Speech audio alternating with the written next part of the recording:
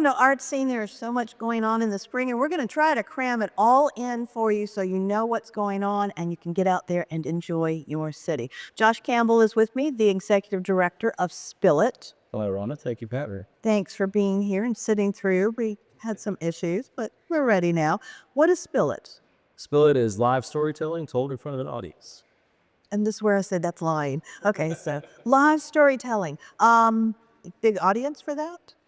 Well, it depends on the event. I think there is a large audience for storytelling, and the need for storytelling right now is really great. It's a great way to make a connection with people that live in your town and in your city. It goes beyond sort of acting and comedy and more as sort of a connection made between the storyteller and their audience. That is traditionally how how humankind has learned their history and passed it down in stories. Yeah, and I think that that's just instinctual to us. To be storytellers and to listen to stories is something that comes really natural. And when people kind of feel that connection to the story, then it becomes something that we can all take from it and from. Are we all natural storytellers? We're all natural liars, but are we all natural storytellers? I believe that we are. I think you're wrong. Yeah, but the biggest lie that we tell ourselves is that that we don't have a story to tell. What we're really saying is that we don't think we have a story that anyone wants to listen to, and that's Or that you want out there. or there is sort of that maybe the stories you shouldn't tell, but yeah, I think everybody has a story. But some people, I've heard people talking about maybe a night out or something, and you're like, get on with it. You're going down a tangent. What do you do for those kind of people? Well, those types of people are the reason why we have a time limits at our events. So our first type of events that's most popular is our Spillit Slam event. It's an open mic event. Anybody can get up and put their name in a hat. You pick your name, and you got 7 minutes to tell a story. After 7 minutes, we start turning. It's like a Tri-Wizard tournament, right? Yeah. It's a fire. Okay. Yes, it's a deep hairy fabric cut there. I like that. But we give them 7 minutes. And as anybody watched the Oscars the other night, the music starts coming up and we try to kick you off the stage. So we don't want anyone to be like Adrian Brody. Hopefully that's not a dated reference by the time this comes out. But no, I'm sure we'll all go on YouTube and watch it. So, do you help people with their stories ahead of time, or do you just throw them in there and they learn by fire? Well, in our slams, no, I don't help. I don't want to get, it is a competition. And I don't want to give anybody a competitive edge with my help. But we do have other events called center stage events. And with our center stage events, we curate the stories. We partner with organizations that want to tell their stories. We get them and their stakeholders to come in and talk. And with those, we workshop the stories beforehand. So we let people know, okay, here's your story. This is the timeline that we are going to have. Let's try to stick the things in that you really want to be heard in the story. So the workshops can help people who are maybe not the best storytellers become the storytellers that they want to be. So do they have to memorize stuff? Or they know their story, right? But do they have to memorize your tips to them, or? Well, I would hope that they would take what I tell them. But we are no notes, no scripts. So when you get up and tell your story, you need to be doing it from the top. And the reason why for that is because, the notes and holding paper in front of you and stuff like that, it's a barrier between you and your audience. It becomes a different story. Yes. When you're reading something instead of telling something. Yes. The energy is completely different. And that is, you can go to an author's reading where they're reading from the book. And that's just different than going and listening to a storyteller tell their story. Very different. My father's family, big storytellers. And I told my father, you need to write this stuff down. And he wrote it down, and it didn't resemble the story I had heard my entire life at all, because as he's writing, he's thinking, well, he needs to embellish here, or he needs to something here. And I'm like, tear that up and we'll just record you. Just tell the story. So when you're working with your events, like you work with nonprofits a lot. Yeah. Okay, I'm all about nonprofits because I think our world is better because of nonprofits. They're doing all of the hard work. Yes. What kind of stories are they telling? The story about the nonprofit or a story about like one of the people who uses them? Well, it depends. We try to get all angles of what the nonprofit does. What's the story? How did it start? But most importantly, who are your clients? Who are your stakeholders that are really benefiting from the work? And so we just recently did one with the Tennessee Innocence Project, and we met with the lawyers that work there and heard their stories. But also we met and talked to two gentlemen who had been in prison for a combined 75 years and had been exonerated because of the work of the Tennessee Innocence Project. So that kind of stories, what is the why of the organization? What is it that they do? And then what are the outcomes? Those are the kind of stories that we really want to hear. That's diving in deep. Yes. And, it's one thing to sit across from a man who's been in prison for 43 years and try to get him to tell his story in 20 minutes. It was really tough. Because they've had so long to think about it and they probably have so much to say. Exactly. I mean, one of the gentlemen said, when he started his story, he said, I've been thinking about you, this audience, for 20 years, because every night I sat in my cell and prayed to God that I just want someone to listen to my story. Oh. And then he had about 100 people sitting there waiting to, he said, I've known this audience and I've been with this audience for 20 years waiting for this. And then when you hear that kind of stuff, that's where the power of that moment really, that's what storytelling is all about. Absolutely. I don't even need to say, why did you start this? After hearing that, well, why did you start this? Well, I didn't start it. Leah Keys has started it. She was our founder. But she had the same feeling that she wanted to connect people in Memphis and have them tell their stories. So we started in the shadow of Crosstown before it was even what he is today. We started with Crosstown Hearts, and we got people together to tell their stories. And then after a few years, I think around 2017, Leah decided she was ready to move on to other things, and I've just been trying to keep it going. But I was a storyteller at the first event, and I've been the sort of storytelling coach since the very beginning. They saw promise in you. Well, I would hope so.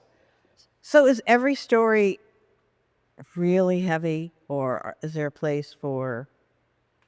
Well, Time I blew the engine in my mother's Buick Remuda. No, I mean, that's one of the things that's interesting is that most people kind of see, especially the slams, the 7-minute stories, most people want to tell a funny story. They want to make the audience laugh.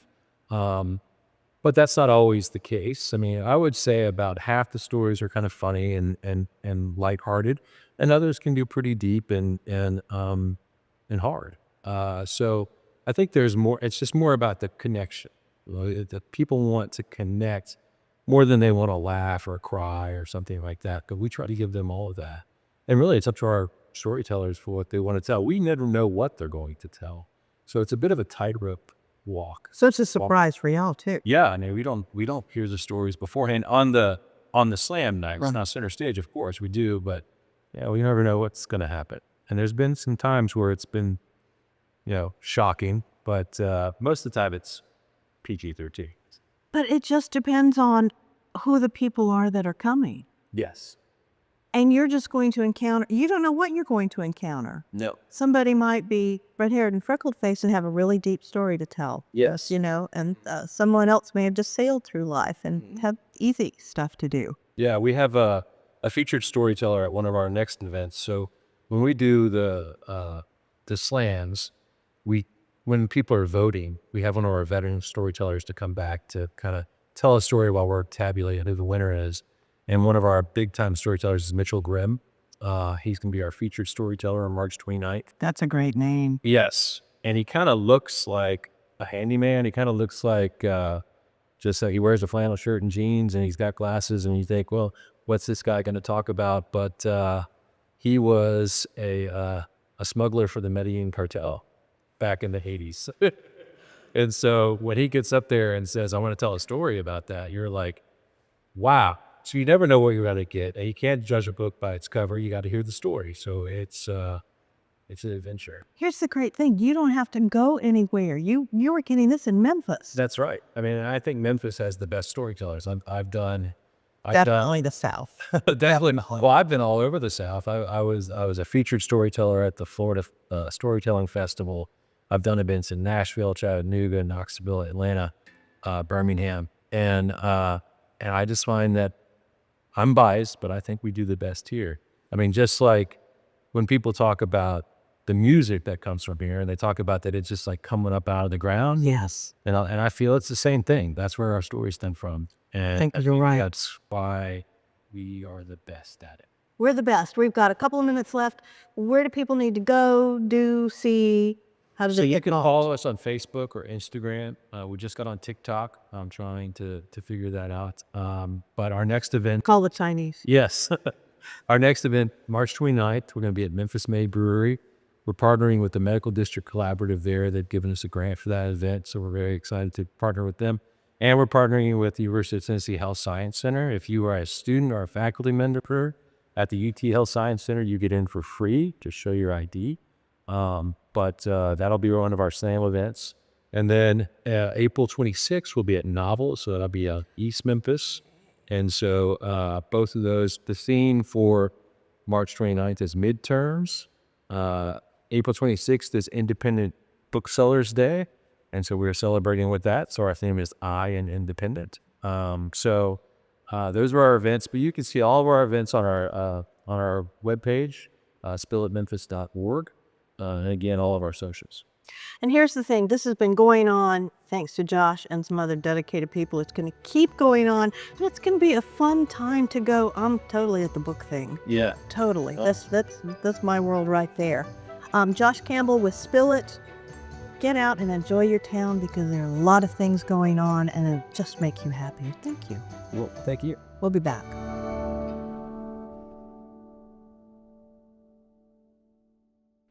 Welcome back to Art Scene. Craig Thompson is with us. Craig Thompson is an artist, a writer, a videographer.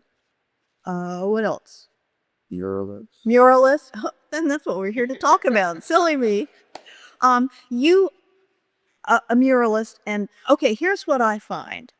That people who are really talented in one direction are usually talented in other directions as well. And you seem to be the proof of that. Well, I'm not sure about that, but I've seen that in the music world. Like, I'm marveled when I see different, musician play 3 or 4 different instruments. To me, that's amazing. But then I like to illustrate, and I like to write, and I like to paint, and I like to draw, and I like to chalk. So to me, that's just natural. And I think it's the same thing with musicians. It's just a natural thing. And so those things are kind of related. And once you kind of get the feel of that, then the other things. You just want to do more. Yeah. So you've done several murals around town. We're going to talk about those, but talk about being a chalk artist. Because I love when they do the trompe-l'oeil on the sidewalk. It looks like you're walking into a great big hole. Right. I'm just fascinated by that stuff. Yeah, I don't do those, but it actually started during the pandemic. I was working from home like everybody was, and kind of taking daily walks, and honestly, just praying about what I could do to make things better, to contribute, at that point, because you just kind of felt locked down. And I started seeing, some of the little chalk things that the kids were doing. And I thought, man, I can draw. That's kind of how all this got started with what I do for a living, and do so much on the computer now. It'd be nice to kind of draw. So I thought, well, the first challenge was finding enough chalk because chalk was shortage at that time. But so I decided to do a mural. I'd just gotten back from Africa as the pandemic was shutting everything down, and had done a very in-depth safari and taken a lot of photos. So I thought, I'll draw animals, and we'll have a little zoo for our neighborhood. There's a lot of kids in my neighborhood. So I did that. I did each sidewalk panel. I did a different animal. Giraffe had 2 of them because they're taller. And then we invited the neighborhood to come look at it. We had Mempops come in the cove. I'm right across from a cove, and social distance everybody and treated everybody to a Mempop. And then you come to the zoo because the zoo was closed, And you made a party in the middle of the pandemic. Yeah, we did a party. Yeah, party in the pandemic, and it was. I mean, the neighbors were out like 30 minutes before time. It's like everybody was so ready to do something, to be outside. And so that went over, obviously really well. And it was a lot of fun to do, and kind of rediscovered my love of drawing.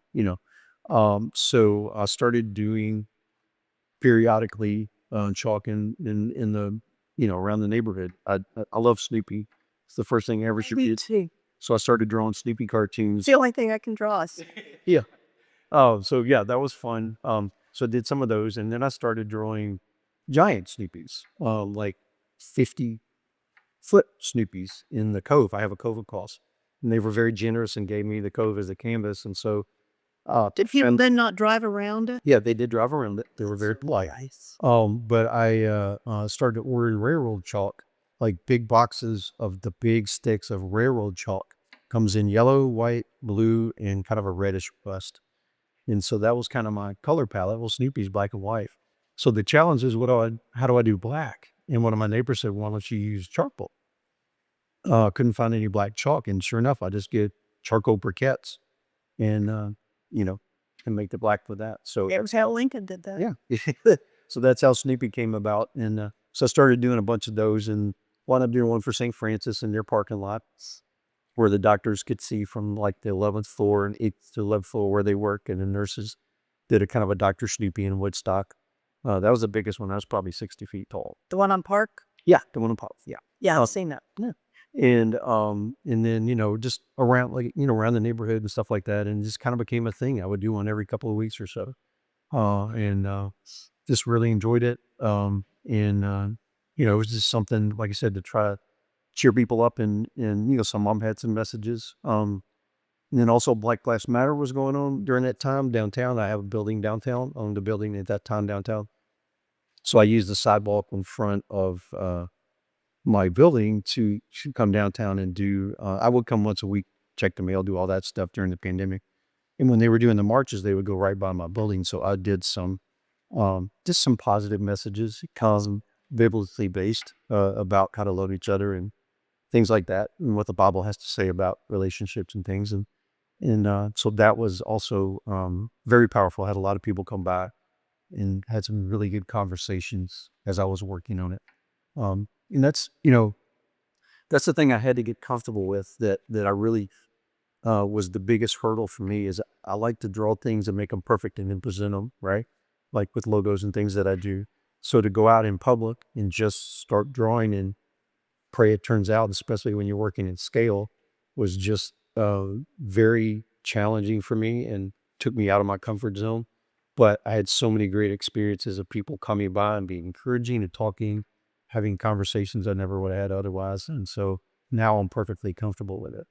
I wanted to ask you, how do you scale up? How do you? Honestly, I'm not sure. I just start drawing. And Adjust as you go? yeah, now, like the St. Francis one, I got lucky. I drew it and I went up the elevator to the 11th floor, looked down. It's like all good. So now I'll just fill it in. But I start off with a sketch, like with the charcoal or with a white chalk, and outline Snoopy or whatever it is I'm drawing. And like in the cove, I'll get up on like a 12-foot ladder and look at it and make sure I feel like it looks good. And then, but some I don't even have the luxury of that, so I just do it. And then I have a friend that has a drone, and have him come by, and it's like, okay, let's do it with the drone. And How did Right. they do it before drones? Yeah. How did they do the Nazca lines without drones? Exactly. Just Yeah. But for whatever reason, I've been able to draw at scale, and that's been, probably short things that I like to do big things, right? So, I just enjoy doing things large. So how do you come up with your ideas about what to draw? Do you sketch it out ahead of time, or you just walk out there with a paintbrush or a piece of chalk? I definitely sketch it out at that time. Like being a designer, I, tend to plan and use sketches before, like I go to the computer and do logos and things like that. Same thing with this. I kind of think, what I want the theme to be. And if it's a Snoopy, what pose do I want him in? And then I sketch it out so that I have something to work from, as I'm working. So when someone hires you to do something, like you just did the Cordova Skating Center. Right. Okay, that's your latest mural. Do they tell you what they want and then you interpret it, or do you argue with them and tell them it's not what they want? All of the above Oh, for good. the project. specifically for Cordova, they were great. They wanted to freshen up and really make it fun and lively. So they were a great client because their only thing was, we don't want characters like people, whatever. We want this fun. We want energy. We want movement. That's it. That's the only direction they gave me. They said, whatever you want to do. And so my first question was, okay, then you still do the fluorescent lights? Like I remember when I was a kid, they turn on the black lights and, oh yeah, we definitely still do the black light stuff. So we want some fluorescent paint. So that was kind of the challenge for me, is have it look good in regular light. Then it also, when the black lights come on, have it light up. And fluorescent paint's just, it's not as opaque, it's difficult to work with. So there were some challenges there. But I only gave them one design. I just felt the kind of a 70s, 80s feel with a lot of curves and energy, and I usually present multiple ideas to my clients, but I just felt good about this one, and they loved it on the spot. I did a big printout so they could see it, kind of at a little bit of scale. And so then we just went from there. How did they come to you? Who there had the idea of, we're not just going to paint this wall red or turquoise, or we want something on it? So Darla Dunn, one of the owners, they have this big wall at the end of, this oval rink. There's this big, concrete block wall, and they just had their lettering on it, Cordova Skate Center. She's like, this is an opportunity to do something really cool. So that's, she was the one that kind of spread this on. And she said, I prayed for a year to find somebody to do this. And she was talking with her accountant, who happens to be a friend of mine that I grew up in church with. And I had just done this mural 2 years ago at Bar Methodist Church. And she was going to go to the university or go, try to find some way to, get some art somewhere. And he said, no, you need to talk to my friend Craig first. So she called and we met and just kind of hit it off and went from there. Public works of art like that, especially if they're on the outside of a building, is there a lot of red tape to jump through to get it there? How long do you expect it to last? Chalk drawing naturally goes away with the weather, right? Right. But I had to come to peace with that.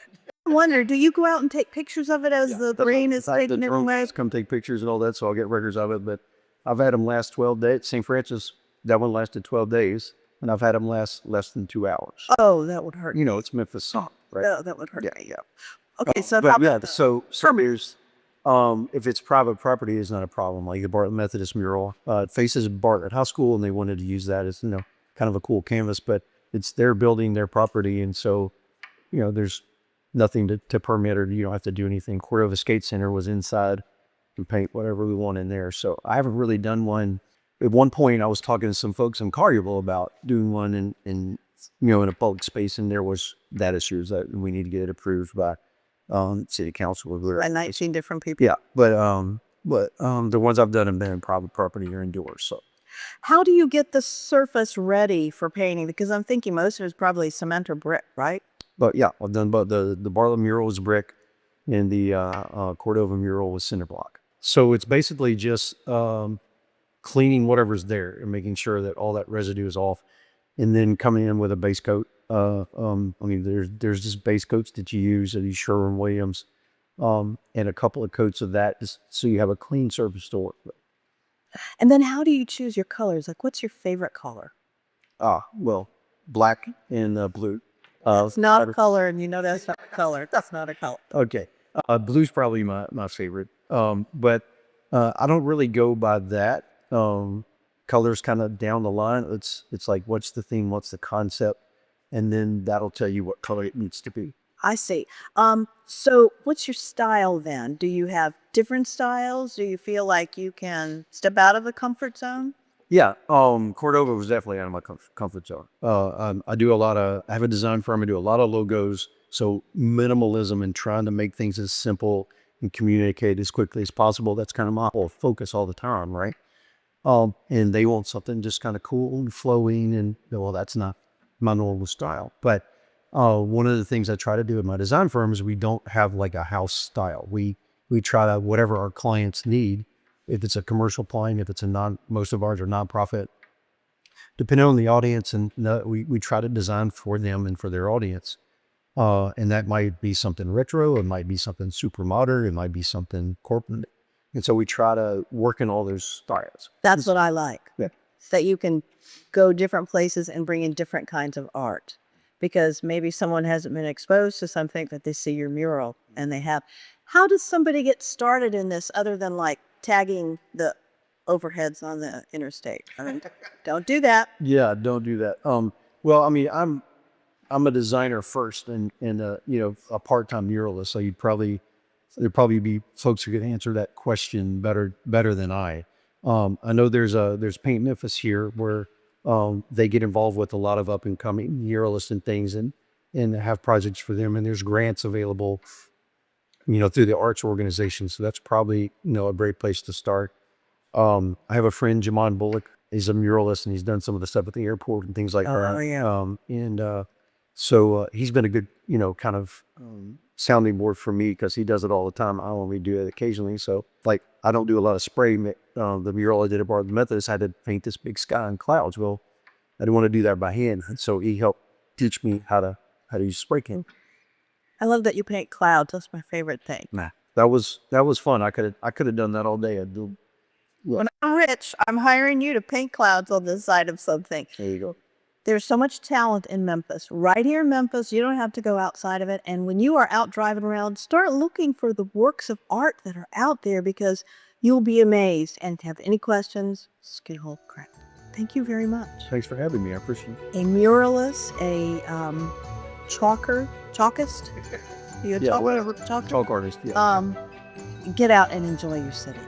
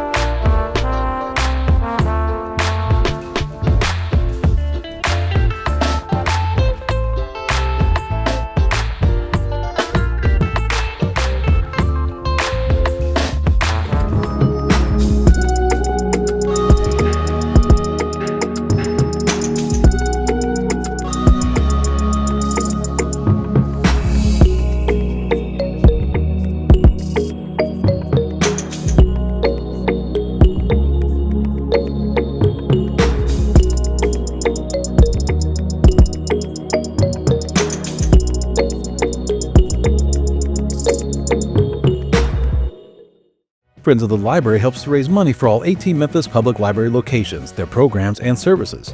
Donate as a one-time monthly or yearly contribution to help us continue to serve the approximately 2 million customers who enter Memphis Public Libraries annually. The Memphis Public Libraries and the Memphis Library Foundation's Memphis Sound Connection is an online platform that showcases a vast collection of current local music for free. The Memphis Sound Connection looks to connect you with today's torchbearers of the Memphis Sound. If you are a musician in the Memphis area and have an album of at least 4 songs or 25 minutes, please consider submitting today. If the album is selected, an honorarium of $200 will be provided to the musician. Please visit the website or scan the QR code on the screen. You're watching the Library Channel, a broadcast service of the Memphis Public Libraries and the City of Memphis.